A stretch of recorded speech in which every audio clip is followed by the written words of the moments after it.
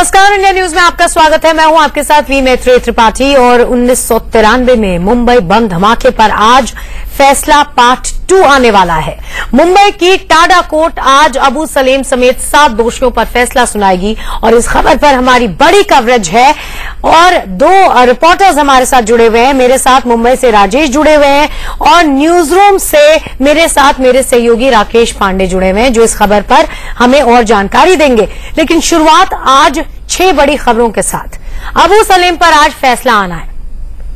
इसके अलावा राष्ट्रपति चुनाव को लेकर सोनिया गांधी से बीजेपी की टीम आज मिलने वाली है, मंथन होने वाला है।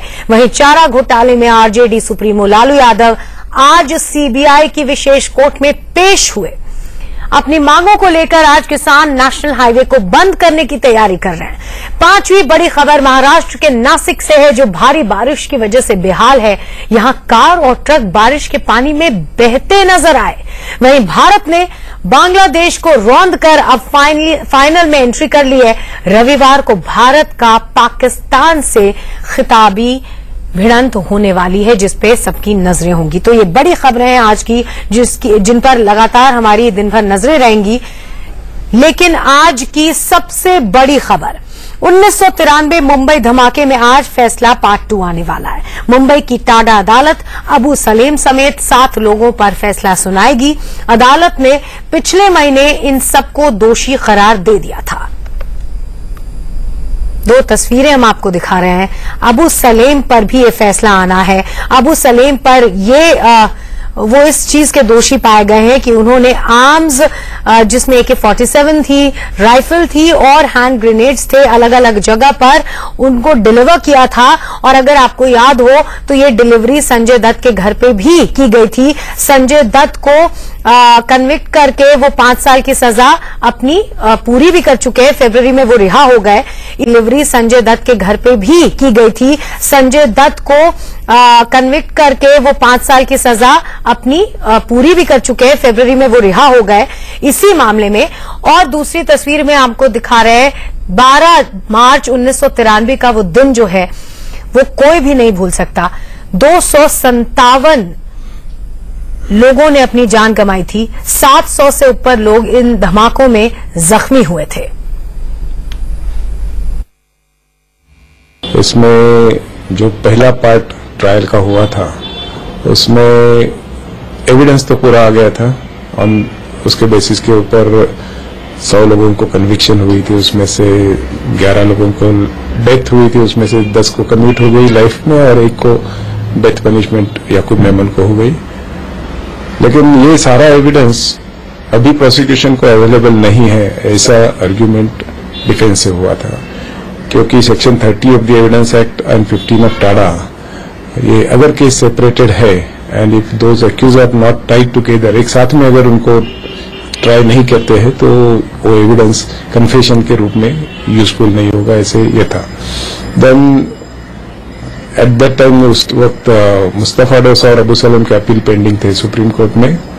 तो उस अपील में हम लोग ने आर्ग्यू किया प्रोसिक्यूशन ने and CBI got the good orders, जिसमें सुप्रीम कोर्ट ने ये क्लेरिफाई किया कि in the interest of justice all accused will get an opportunity to cross examine, सबको क्रॉस एग्जामिन करने का मौका दिया जाएगा। और उन्होंने लिस्ट देने के लिए सुप्रीम कोर्ट ने उनको बताया, उसके मुताबिक उन्होंने लिस्ट दे दी विटनेसेस जिनको उनको एग्जामिन करना था, क्रॉस एग्जामिन।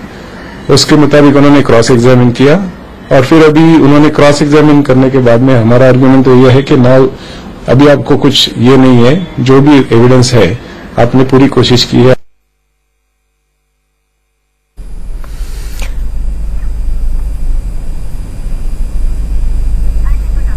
तो कन्विक्शन इन आरोपियों का हो चुका है। इसमें 7 लोग कन्विक्टेड हैं जिसमें से एक अबू सलेम भी है। उस पर आरोप है कि उसने आर्म्स और अम्यूनिशन अलग अलग जगह पर पहुंचाई।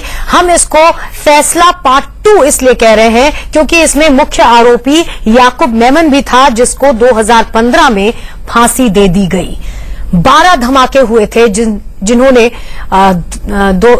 12 मार्च को 1993 के दिन मुंबई को दहला दिया था। इसमें 257 लोगों की मौत हुई थी, 700 से ज्यादा लोग इसमें जख्मी हुए थे। पाकिस्तान से इसके तार जुड़े हुए थे, इसके प्लानिंग के तार। ये पहला धमाका था वर्ल्ड वॉर 2 के बाद जिसमें इतने बड़े पैमाने पर आरडीएक्स का इस्तेमाल हुआ था।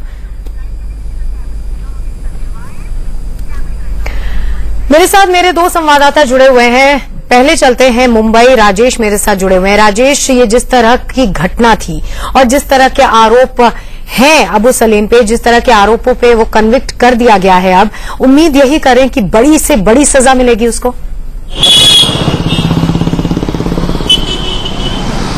मैं आपको यहाँ पे ठीक करना चाहूंगा कि ये कन्विक्शन आज आना है, कन्विक्ट किया नहीं गया। आज ये दोषी हैं, 7 आरोपी जो हैं 93 बम धमाकों में हैं या नहीं है, वो आज फैसला आएगा। टाडा कोर्ट के जो जज हैं जी सनब, 2012 से इस मामले की सुनवाई उनके सामने चल रही है। 7 आरोपी हैं। फैसला पार्ट 2 इसे हम इसलिए कह रहे हैं क्योंकि फैसला पार्ट 1 आ चुका है। ये जो 7 आरोपी हैं वो 2002 के बाद गिरफ्तार हुए हैं और तब तक जो पहली ट्रायल चल रही थी उसका बड़ा हिस्सा हो चुका था। तब यह फैसला लिया गया कि इनके लिए अलग से ट्रायल चलाया जाएगा। 7 आरोपी हैं। इसमें अहम नाम जो है वो अबू सलेम है, मुस्तफा डोसा है जो कि मोहम्मद डोसा का भाई है और दाऊद इब्राहिम का मैनेजर था ये दुबई में, और उस पे सबसे बड़ा आरोप है उसके घर पे मीटिंग हुई थी। वहीं अबू सलेम पे आरोप है कि उसने हथियारों का ट्रांसपोर्टेशन यानी कि भरूच से और भिवंडी से हथियार जो है वो मुंबई अबू सलेम ही लेके आया था। संजय दत्त के घर पर भी जाके उसने डिलीवरी की थी। साथ ही रियाज सिद्दीकी, अब्दुल कयूम वो शख्स है जिसने हथियारों को प्रोक्योर किया था, हथियार खरीदे थे, अनीश इब्राहिम के साथ मिलकर और मुंबई भेजा था। तो ये 7 आरोपी जो हैं वो काफी अहम थे जिनकी गिरफ्तारी बाद में हो पाई और उनका ट्रायल चला है। अभी भी इस मामले में दाऊद इब्राहिम समेत 33 आरोपी जो हैं वो फरार है। तो जज जी सनब जो है उन्होंने 2012 से इस मामले की सुनवाई सुनी है। अब जाके आज वो फैसला देंगे कि ये जो 7 लोग हैं ये दोषी हैं या नहीं है। वहीं हमें ये भी याद रखना होगा कि अबू सलेम को पुर्तगाल से हमें एक्स्ट्राडिट करके यहाँ पे लाया गया था। उस वक्त पुर्तगाल सरकार और भारत सरकार में संधि हुई थी कि अबू सलेम को मौत की सजा किसी भी मामले में नहीं दी जाएगी। को देखना दिलचस्प होगा कि जज जो है वो किन किन धाराओं में अबू सलेम को दोषी मानते हैं या नहीं मानते हैं। मैत्री, राजेश, तो आज इस बड़े फैसले पर सबकी निगाहें टिकी हुई हैं क्योंकि इतने सारे इनोसेंट लोगों ने अपनी जान गंवाई थी।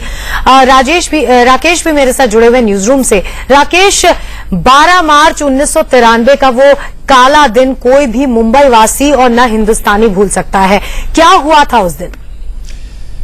बिल्कुल मैत्री, 12 मार्च 1993 का वो दिन कोई भूल नहीं सकता है। 12 जगहों पर धमाके हुए थे और उसके बाद 250 से ज्यादा लोगों की जान गई थी, 700 से ज्यादा लोग घायल हुए थे, 27 करोड़ से ज्यादा की संपत्ति का नुकसान हुआ था। और जिस तरीके से आपने कहा कि आरडीएक्स जिस मात्रा में इस्तेमाल हुआ था वर्ल्ड वॉर 2 के बाद उस तरीके से उस मात्रा में पहली बार आरडीएक्स का इस्तेमाल हुआ था, तो विभीषिका कितनी ज्यादा थी ये अंदाजा लगाया जा सकता है कि किस तरीके से तबाही मची थी। अब 2006 में पार्ट 1 फैसला था, जिस तरीके से राजेश भी अभी थोड़ी देर पहले बता रहे थे।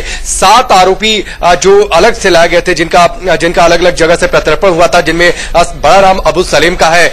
वो संधि अलग है, किन धाराओं में फैसला सुनाया जाएगा, दोषी करार दिया जाएगा, क्योंकि उसी के आधार पर आगे की सजा भी तय होगी। जो 7 आरोपी हैं, अबू सलीम, मुस्तफा डोसा, रियाज सिद्दीकी, करीमुल्लाह खान, फिरोज अब्दुल रशीद, ताहिर मर्चेंट और अब्दुल कयूम, इन लोगों पर आज फैसला सुनाया जाएगा, दोषी करार दिया जाता है या नहीं, ये तस्वीर साफ होगी। और साथ ही जो सबसे अहम बात इसमें देखने वाली होगी मैत्री की किन किन धाराओं के तहत इन्हें दोषी करार दिया जाता है अदालत के द्वारा, क्योंकि उसी के आधार पर इन्हें सजा क्या मिलेगी ये तय होगा।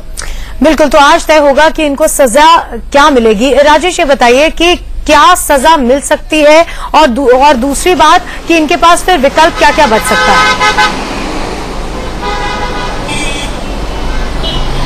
देखिए, टाडा की जो धाराएं हैं उसमें आज जज जो फैसला सुनाएंगे उन्हीं धाराओं के अंतर्गत सुनाएंगे कि आखिर किन किन धाराओं में ये 7 जो हैं वो उनको दोषी पाया जाता है, क्योंकि सब पर अलग अलग तरीके के आरोप हैं। हाँ, इतना जरूर है कि सब पे 93 बम धमाकों में कहीं न कहीं इन सबके तार उससे जुड़े हुए थे, लेकिन सब पे अलग अलग तरीके का आरोप है। किसी पे षड्यंत्र रचने का आरोप है, किसी पे हथियार जो है वो बांटने का आरोप है, किसी को पाकिस्तान ट्रेनिंग लोगों को जो यहाँ से भेजा गया था वो उसके लिए अरेंजमेंट करने के आरोप है। तो जज किन किन धाराओं में इन सातों को दोषी मानते हैं उसके बाद ही तय होगा। उसके बाद फिर से बहस होगी, जो इनके वकील होंगे वो बहस करेंगे कि इन्हें कम से कम सजा दी जाए, फिर अगली तारीख मुकर्रर होगी, उसके बाद सजा का ऐलान होगा। लेकिन फिलहाल आज जो होना है वो ये होना है कि इन सातों में से कौन कौन दोषी है और किन किन धाराओं में दोषी है, किसका क्या रोल था धमाकों में, वो आज साफ हो जाएगा। मैत्री, बिल्कुल, तो बहुत सारी चीजें आज साफ होंगी। 24 साल का वक्त लगा है आज के दिन तक पहुंचने में, और फैसला पार्ट 2 हम इसलिए कह रहे हैं क्योंकि